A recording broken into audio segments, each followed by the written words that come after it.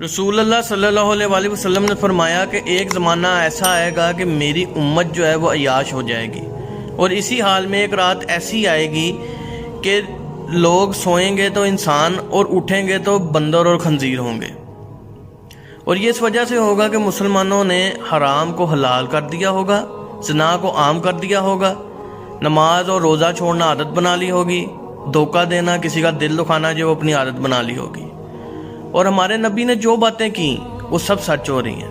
یہ زمانہ وہی ہے جس میں لوگوں نے حرام کو جو ہے وہ حلال کر دیا ہوا ہے، زنا جو ہے وہ عام ہے، نہ نمازیں پڑھتے نہ روزے رکھتے ہیں، کسی کو دھوکہ دینا تو ہمارے بائیں ہاتھ کا کھیل ہے۔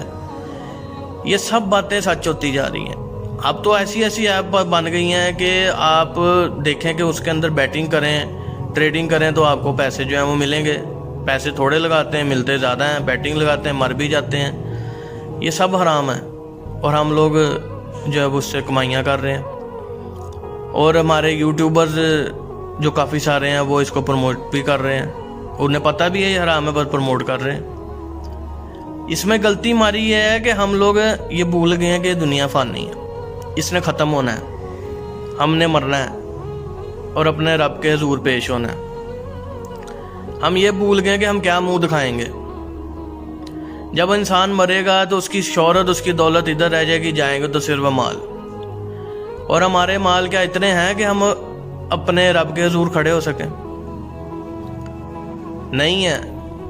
ہم لوگ جو ہے وہ دنیا کی یاشیوں میں گم ہو گئے ہیں۔ خدا را ابھی بھی ٹائم ہے کہ واپس آ جائیں،